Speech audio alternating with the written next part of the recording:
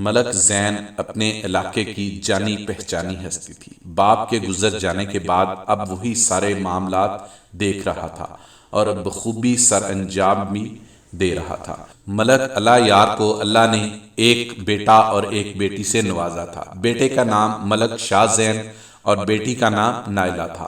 ملک اللہ یار ایک سیاسی بندہ تھا اور اپنے اچھے کرموں کی وجہ سے وہ علاقے کی جان اور شان سمجھا جاتا تھا، مگر ایک دن اچانک دل کا دورہ پڑنے سے وہ اللہ کو پیارا ہو گیا۔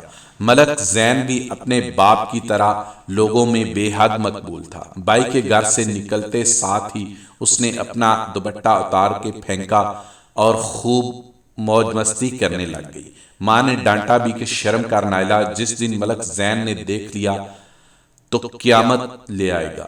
نائلہ نے ہمیشہ کی طرح ماں کی باتوں کو نظر انداز کیا اور کمرے میں چلی گئی اور آئینے کے سامنے کھڑی ہو گئی۔ نائلہ خود کو ہر زاویے سے دیکھ رہی تھی۔ اس کی جوانی کسی کی باہوں میں جانے کے لیے بے تاب ہو رہی تھی۔ لڑکی پہ جب نسوانیت آتی ہے تو وہ تعریفوں کی بھوکی ہو جاتی ہے۔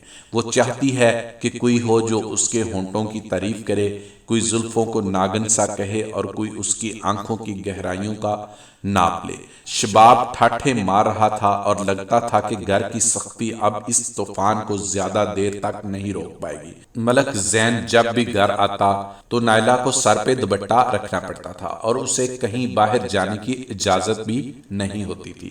گھر میں ٹی وی تھا مگر وہ بھی نائلہ نہیں دیکھ سکتی تھی، کیونکہ ملک زین نے کیبل والے سے کہہ کے بس نیوز چینل ہی سلیکٹ کروائے ہوئے تھے اور روز باتوں باتوں میں سے باور کرایا جاتا تھا کہ زمانہ خراب ہے، عورت باہر محفوظ نہیں ہے۔ نائلہ کے لیے بس ہفتہ اتوار 2 دن مزے ہوتے تھے، کیونکہ یہ 2 دن ملک زین کہیں باہر گزارتا تھا۔ نائلہ نے چوری موبائل فون بھی لے لیا تھا جو اسے اس کی دوست نے لا کے دیا تھا، اور نائلہ نے اب کسی لڑکے سے چھپ چھپ کے باتیں کرنا بھی شروع کر دی تھی۔ ظاہری سی بات ہے، بھرپور جوانی آپے سے باہر ہو رہی تھی اور چاہ رہی تھی کہ کوئی آ کے اسے اپنے بس میں کر لے، اور اب اس لڑکے کی ملنے کی ضد بھی بڑھتی جا رہی تھی، اور یہی خواہش خود نائلہ کی بھی تھی۔ اور آخر کار نائلہ نے ملنے کی حامی بھر لی اور دونوں میں ملاقات کا دن اور وقت مقرر ہو گیا۔ کیا یار ٹونی، کتنا عرصہ ہو گیا ہے کوئی مست مال اور بھرپور جوانی کا مزہ لیے ہوئے، کوئی مکھن ملائی بھی نصیب ہوگی ہمیں یا نہیں؟ ملک زین کمرے کا دروازہ کھولتے ہوئے ٹونی سے بولا۔ ملک صاحب، آج آپ اندر جا کر دیکھیں، ہوش نہ اڑ جائیں تو پھر کہنا۔ ٹونی نے سینے پر ہاتھ مارتے ہوئے کہا۔ ملک زین مونچھوں کو تاؤ دیتا اور ہونٹوں پہ زبان پھیرتے ہوئے جب کمرے کے اندر داخل ہوا تو آنکھیں پھٹی کی پھٹی رہ گئی۔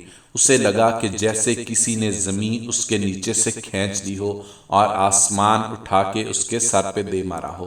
اس کے سامنے کوئی اور نہیں بلکہ اس کی اپنی بہن نائلہ صوفے پر بیٹھی تھی۔